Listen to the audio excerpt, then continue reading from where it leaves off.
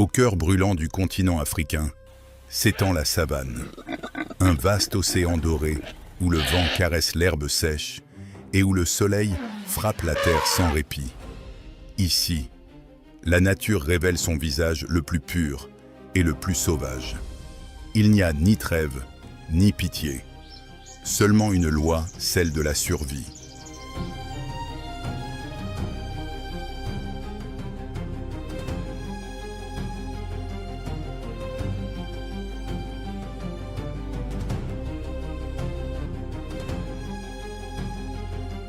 C'est un royaume dominé par les plus forts, les plus féroces et les plus rapides.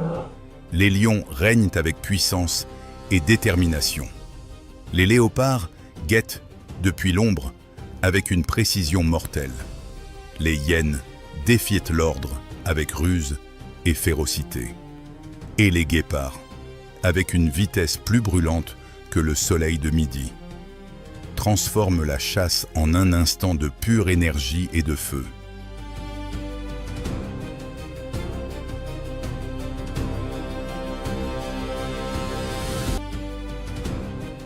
Dans ce territoire impitoyable, chaque aube annonce le début d'une nouvelle bataille.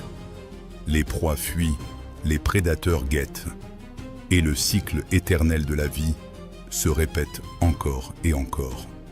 Ici, chaque battement de cœur compte, chaque ombre peut signifier la mort, et chaque victoire se gagne avec du sang et de la détermination.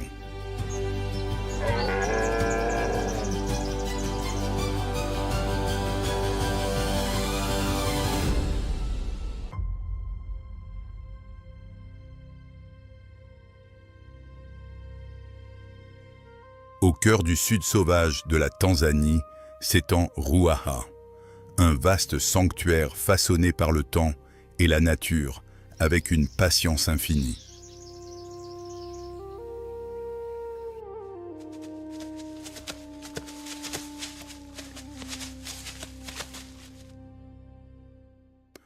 Pendant des millénaires, cette terre est restée indomptée. Elle précède toute carte et dépasse en sauvagerie toutes les frontières.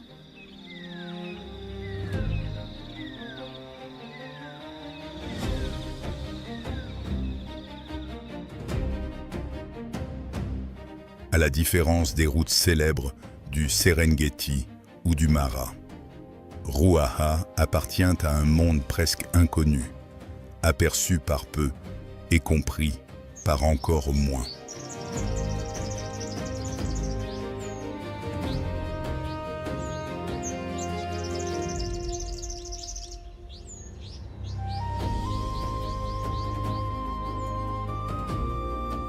Dans ces lits asséchés, les éléphants glissent comme des ombres, tandis que les crocodiles se reposent, cachés sous la boue craquelée, attendant des pluies qui ne viendront peut-être jamais.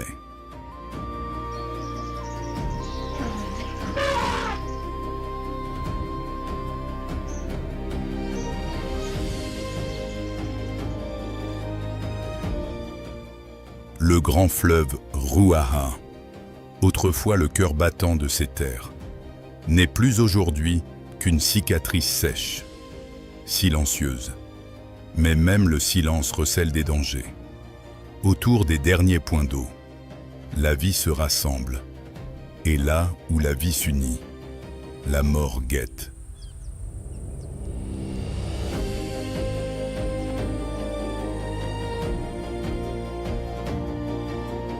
Aujourd'hui, deux des habitants les plus imposants de ces terres sont sur le point de se confronter.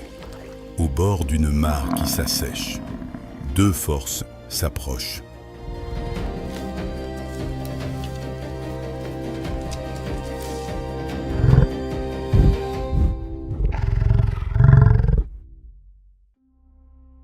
La première avance, telle une marée de muscles et d'instincts, pur 800 corps animés d'une seule volonté, soulevant des nuages de poussière à chaque pas. La harde de buffle est arrivée, les yeux brûlants de soif, les regards fixes. Chaque mouvement est calculé.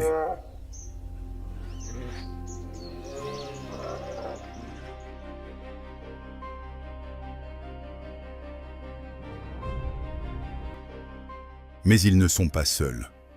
De l'autre côté du lit asséché, des corps dorés glissent dans l'herbe.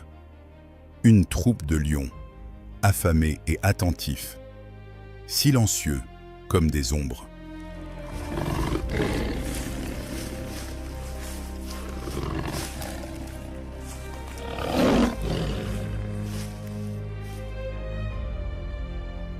Ils ne sont pas de simples prédateurs impulsifs, ce sont de véritables stratèges. Les lionnes les plus jeunes, légères et agiles, commencent à encercler les buffles, les guidant sans jamais les toucher. Les aînés restent immobiles, statues de pierre. Leur rôle n'est pas de poursuivre, mais de choisir un objectif, une faiblesse, et cela suffit.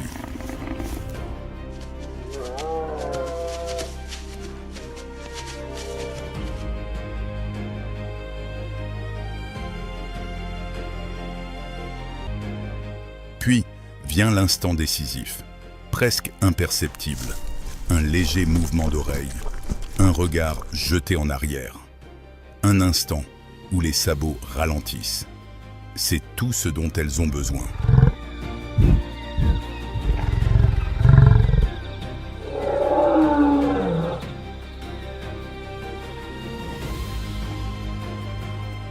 Les lions jaillissent de leur cachette comme une tempête déchaînée. La terre tremble sous 24 griffes. Le sable vole. Les cornes se dressent. Et la panique s'empare des buffles.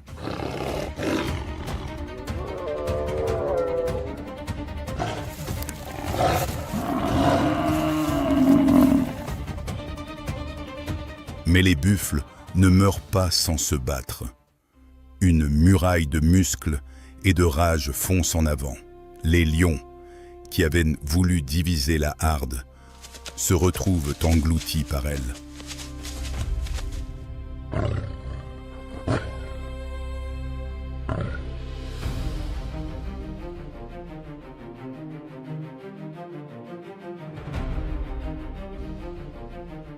En quelques secondes, les chasseurs sont dispersés, isolés.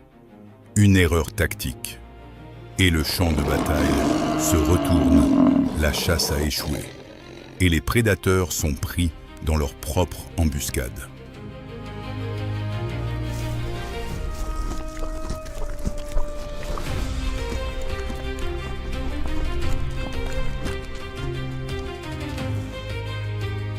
Pourtant, la fierté ne cède pas. Sur la rive, ils forment une barricade vivante, défense désespérée entre la harde et l'eau qu'ils venaient réclamer.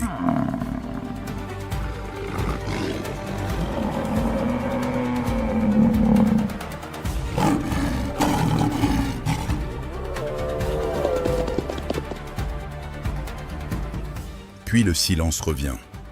Les buffles ont repris le contrôle de la mare. Les muscles, encore tendus par la course, se détendent peu à peu.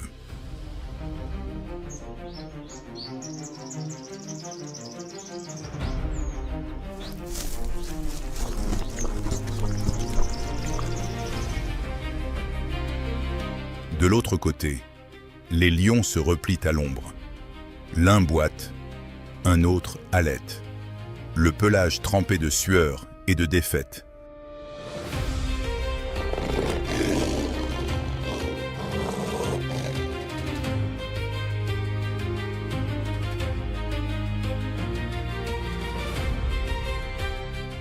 La plus jeune des lionnes baisse la tête, amère. Même avec toute leur force, les lions ne gagnent pas toujours. En réalité, ils échouent plus souvent qu'ils ne réussissent.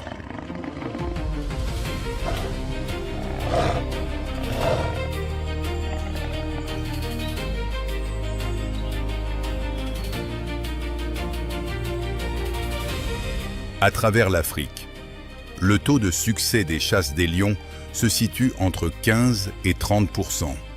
Dans des plaines ouvertes, comme celle de Ruaha, il peut être encore plus bas, surtout face à des proies redoutables comme les buffles. Armés de muscles et de cornes.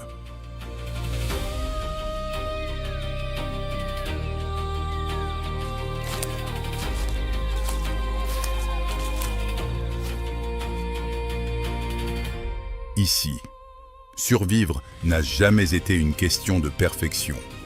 Pour la troupe, chaque échec est une leçon. Chaque fuite laisse une trace dans la poussière. Elles apprennent, s'adaptent et attendent. Elles réessaieront. Et un jour, les probabilités seront enfin de leur côté.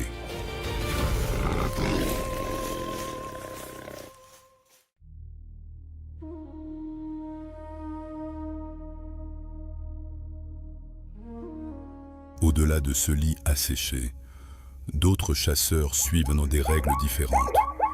Des prédateurs qui disparaissent dans l'ombre, des traqueurs infatigables qui poussent leur proie jusqu'à l'épuisement.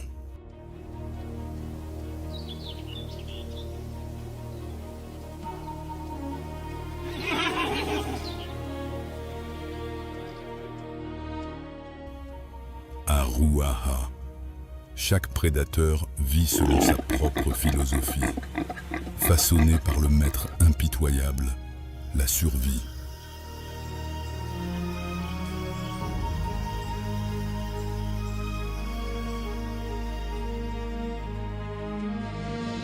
Le bruit a disparu, avalé par le silence immense du paysage. Dans cette quiétude, une ombre solitaire glisse. C'est le léopard, le félin le plus adaptable d'Afrique.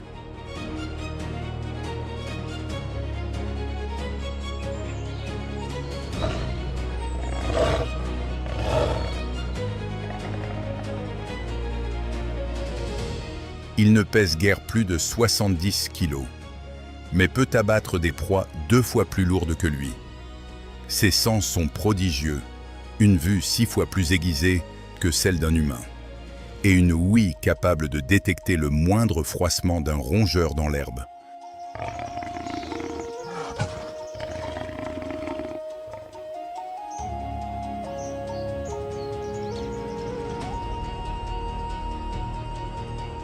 Son corps est un chef-d'œuvre d'équilibre et de puissance.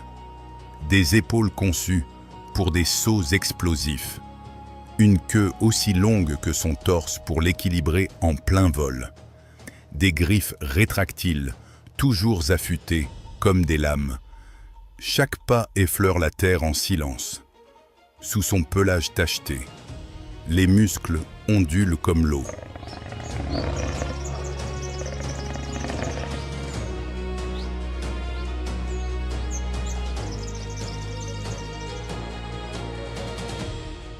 Arrivé au pied d'un acacia, il grimpe avec une facilité presque surnaturelle, s'agrippant au tronc, comme si l'arbre était une extension de son propre corps.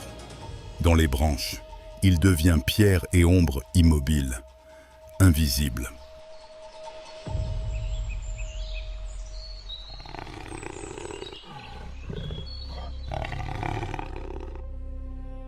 Depuis cette hauteur, le monde s'ouvre à ses yeux. Quelque part, sa proie broute sans se douter de sa présence.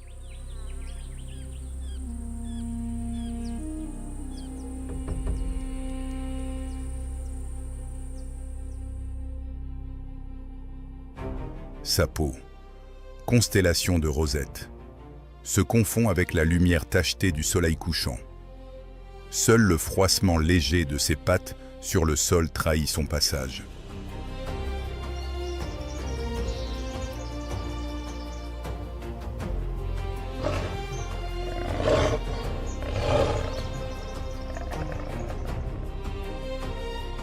Contrairement au lion, le léopard ne commande pas d'armée. Il n'en a pas besoin. Chaque mouvement est calculé, chaque respiration cachée.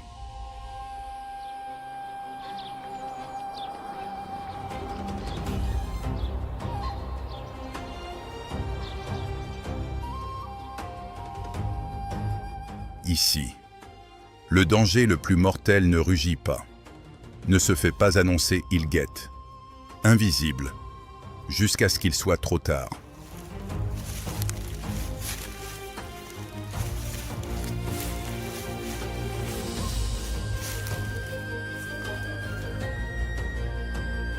Dans la pénombre du crépuscule, le léopard fixe sa cible. Devant lui, une petite harde d'impalas s'alimente, les oreilles tendues, nerveuses.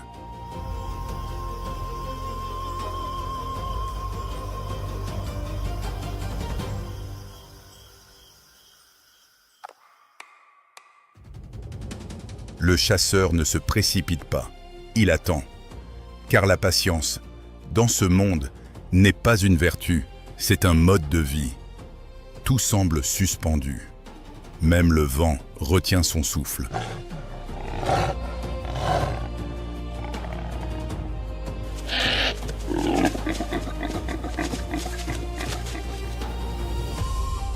Depuis une branche, à 3 mètres du sol, le léopard choisit sa victime. Ses muscles se tendent, se relâchent, et la gravité devient son allié. L'impact est brutal et soudain. Un seul morsure à la gorge. Les pattes de l'impala cèdent. La mort survient avant que le reste du groupe n'ait compris ce qui s'est passé.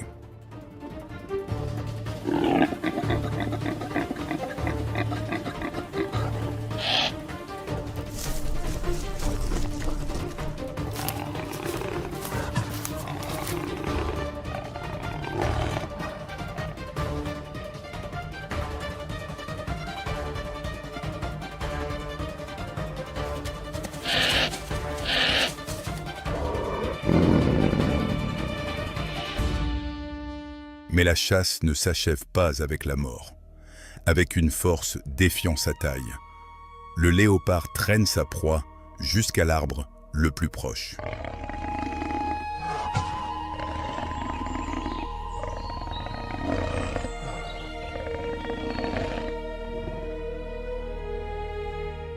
Les griffes s'ancrent dans l'écorce. Les muscles des épaules se gonflent sous la peau. Et il grimpe lentement, portant le corps suspendu à ses mâchoires comme un trophée silencieux.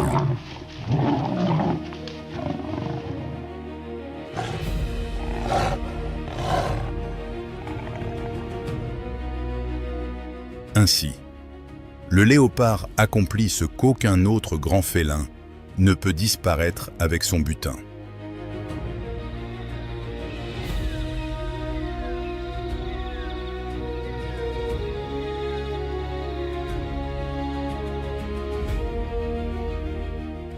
Il se glisse à travers l'herbe, invisible, jusqu'à un fourré dissimulé entre racines et épines.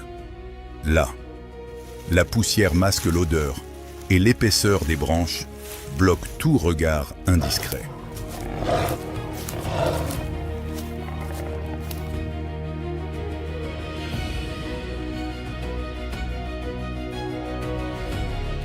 Dans ce refuge secret, la proie est hors de portée des charognards qui dominent la plaine.